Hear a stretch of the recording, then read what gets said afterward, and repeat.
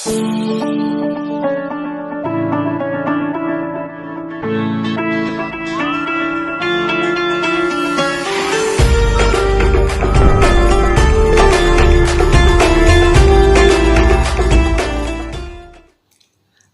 علیکم، امید کرتی ہوں آپ سب خیریت سے ہوں گے۔ الحمدللہ میں بالکل ٹھیک ہوں۔ اللہ تعالی ہم سب کو اپنی حفظ و امان میں رکھے، ہر دکھ بیماری موذمر سے محفوظ رکھے، آمین ثم آمین۔ اور آج میں آپ کو یہاں بنانا سکھاؤں گی سحری اسپیشل رمضان میں سیخ کباب، جو میں نے آپ کو حیدرآبادی سیخ کباب بہاری سیخ کباب بنانا سکھائے تھے، اس کا مسالہ بھی بنانا سکھایا تھا اور سیخ کباب بھی بنانا سکھائے تھے رمضان سے پہلے کہ یہ ہمارے سحری میں کام آئیں گے۔ تو یہ دیکھیں اب آج میری سحری میں یہ سیخ کباب بن رہے ہیں اور یہ کتنا بنانا آسان ہے۔ اس ٹائم بھی آپ کو بنا کے دکھایا تھا، تو سحری میں بھی اسپیشل آپ کو دکھا رہی ہوں۔ تو یہ دیکھیں بس بہت آسان، اس طرح بنے ہوئے رکھے ہوں تو آپ نے بس نکالنا ہے، اور دہی آپ کے پاس موجود ہے اسے رائتہ بنائیں اور اس کے ساتھ یہ سرو کریں بہترین۔ اور آپ نے آئل جو ہے وہ تھوڑا ہلکا نیم گرم ہو، تب آپ نے اس کے اندر سیخ کباب ڈال لیں، تاکہ آئل بھی گرم ہوتا رہے گا، ہمارے سیخ کباب کا جو فروزن ہے وہ بھی ختم ہوتا رہے گا اور اس طرح بہترین سیکھ جائیں گے۔ یہاں یہ رائتہ کیوبس ہے میرے پاس جو بنانا، یہ بھی سکھا چکی ہوں الحمدللہ آپ کو۔ اور یہاں یہ بہت کام آتے ہیں ایمرجنسی میں، جس طرح یہ دیکھیں شارٹ کٹ ریسیپی ہو جاتی ہے اس طرح کہ آپ نے کیوبس نکال کے رکھ دیے تاکہ وہ ڈیپ فروز ہو جائیں۔ اس کے بعد آپ اس میں دہی ڈالیں، نمک ڈالیں اور بہترین آپ کا رائتہ تیار ہو جاتا ہے، جھٹ پٹ تیار ہو جاتا ہے۔ تو یہاں میرے سیخ کباب بھی آپ دیکھ رہے ہیں کتنا خوبصورت ماشاءاللہ کلر آ رہا ہے، کتنے بہترین، بالکل بھی شرنک بھی نہیں ہو رہے، سکڑ بھی نہیں رہے، جو سائز ان کا تھا وہی ہے۔ تو آپ نے بنانا ہے میرے طریقے سے، میرے انداز سے، تو یقیناً آپ کی بھی دسترخوان پہ آپ کی بھی یہ کہہ لیں کہ لذت آئے گی اور اچھا لگے گا آپ کو اس طرح بنا کے کھانا، اور جھٹ پٹ بننے والا آپ کی افطاری کے اندر، سحری کے اندر۔ اور اس طرح یہ میں نے اب روٹی ڈالنی تھی، یہاں پر آٹا نکال لیا تھا، اور یہاں سیخ کباب کو بھی میں مزید دیکھ رہی تھی کہ لگے نہیں نیچے، ان کو ہلاتے رہنا اس طرح آپ نے بھی۔ اور تقریباً 5 سے 6 منٹ میں ہمارے یہ سیخ کباب بہترین تیار ہو جاتے ہیں۔ اور اب یہاں بنانے تھے مجھے روٹی اور پراٹھے، اور پراٹھا تو خیر ایک ہی بناتی ہوں برکتی والا، اور روٹی بھی آج 3 ہماری روٹی بنے گی ماشاءاللہ سے، کیونکہ میری والدہ آ چکی ہیں الحمدللہ میرے پاس، اور کچھ روزے رمضان کی رحمتیں برکتیں اور مزید بڑھ جائیں گی، وہ ہمارے ساتھ روزہ کھولیں گے، ہمارے ساتھ سحری کریں گے، اور کیا چاہیے، یہی رحمتیں برکتیں، ایک ماں کا ہونا بہت بڑی نعمت ہوتی ہے ہر انسان کے لیے، اگر وہ ان چیزوں کو سمجھے تو بات یہ ہے کہ یہاں بنا لیے تھے میں نے 3 پیڑے، اور باقی جو آٹا ہے اسے دیکھیں گے اب میں فوراً فریج میں رکھ دوں گی، کیونکہ وجہ یہ ہے کہ آپ بھی جب نکالیں تو آپ جتنے آپ کو روٹی بنانی ہے اتنے آپ پیڑے نکالیں، اس کے بعد اپنے بول کو فوراً آپ فریج میں رکھ دیں،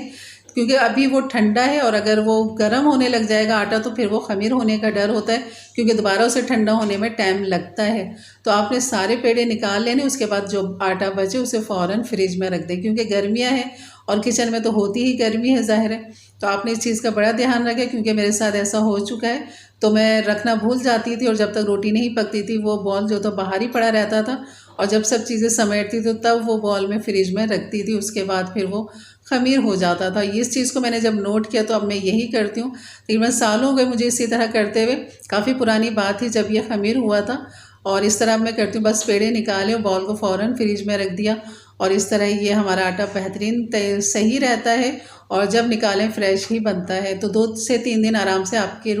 جو ہے آٹا ہے وہ چل جاتا ہے۔ تو یہاں سیخ کباب بھی اپنے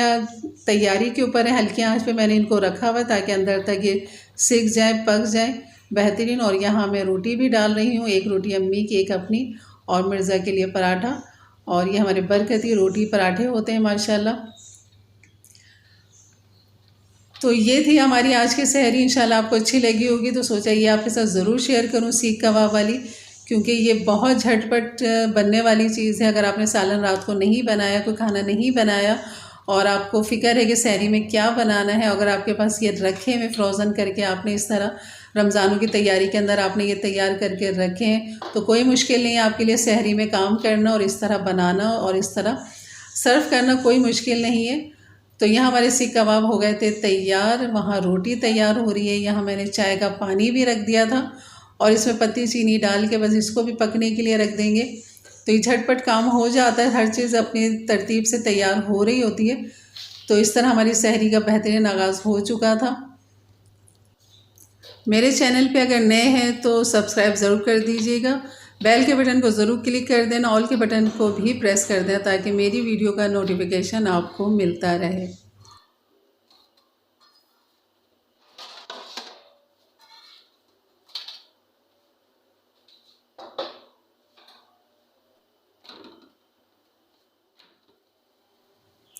بس یہ توے پہ جب میں آخری روٹی ڈالتی ہوں اس کے بعد پھر میں چیزیں سمیٹنا فوراً ہاتھ کے ہاتھ شروع کر دیتی ہوں۔ صفائی کا بھی اور سمیٹنے کا بھی کام ہوتا رہتا ہے، توے پہ روٹی پہ بھی دھیان ہوتا ہے کہ اس کو پلٹنا ہے اور کب اس کو تیار کرنا ہے، تو اس کے ساتھ ساتھ آپ سارے بھی کام کرتے رہیں۔ اور یہاں ہمارا پراٹھا بہترین کرسپی تیار ہو چکا تھا اور یہاں ہماری چائے بھی جوش میں آ چکی تھی اور بس اب بہترین ہماری سحری تیار تھی، تو بس اب ہم سحری کریں گے اور انشاءاللہ آپ کو یہ ریسیپی ضرور اچھی لگی۔ چلیں ابھی تو ہمارا رائتہ بھی رہ گیا اور یہ ہمارا رائتہ جو تھا مطلب کیوب جو تھے وہ اس کے ڈی فروز ہو چکے تھے۔ اب اس کے اندر میں ہوم میڈ جو میرے گھر کی دہی ہے، جیسے کہ ہمیشہ میں آپ کو بتاتی ہوں کہ 12 مہینے میں گھر کی ہی دہی استعمال کرتی ہوں، اور یہ ہماری دہی جو تھی بہترین، یہاں پر میں نے تقریباً 1 پاؤ کے قریب نکال لی تھی یہاں پر فروزن کے ساتھ، اور اس کو بھی اس کے ساتھ مکس کریں گے تو آپ دیکھیں گے کیسی یہ ہری بھری ہو جاتی ہے، بالکل کچھ بھی ڈالنے کی ضرورت نہیں پڑتی سوائے نمک کے، کیونکہ ہم دہی ڈالتے ہیں اور میں نے چٹنی میں نمک معمولی سا ڈالا ہوا اور نہیں بھی ڈالا ہوا تو اس سے کوئی فرق نہیں پڑتا۔ جب آپ دہی میں ملائیں گے تب آپ نے نمک اس کے اندر ڈال دینا۔ تو یہ بہترین رائتہ جو آپ کا دیکھیں کتنا ہرا بھرا ہے، بالکل کیوبز جو تھے اس کے خراب نہیں ہوئے، کالے نہیں پڑے، جو دھنیا پودینہ تھا اس کا بالکل فریش ہے اور ہرا بھرا ہے اس طرح، تو آپ کو نظر آ رہا ہوگا۔ تو یہ ہمارا رائتہ ہو گیا تھا تیار، سیخ کباب بھی ہمارے تیار تھے، اور یہاں ہماری چائے جو تھی، یہ میں آپ کو ایک میزان کا بال ہے، یہ 1 لیٹر والے، یہ خالی ہو گیا تھا تو میں نے سوچا اس کے اندر ڈالتی ہوں دودھ، تاکہ ہر وقت دیگچی میں نکالتی تھی، پھر ایک بالز کے ساتھ میں اسے نکالتی تھی سانچے سے،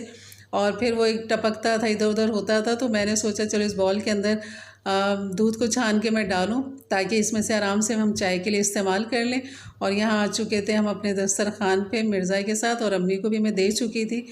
روٹی اور سیخ کباب رائتہ، اور یہاں میں مرزا کے ساتھ بس سحری کر رہی تھی۔ تو یقیناً آپ کو یہ ویڈیو اچھی لگی ہوگی تو ایک لائک کر دیجیے گا، اچھے سے کامنٹس کریں، انشاءاللہ ملتے ہیں ایک اچھی ویڈیو کے لیے، تب تک کے لیے اجازت دیں، اپنا بہت سارا خیال رکھیں، دعاؤں میں یاد رکھیں، اللہ حافظ۔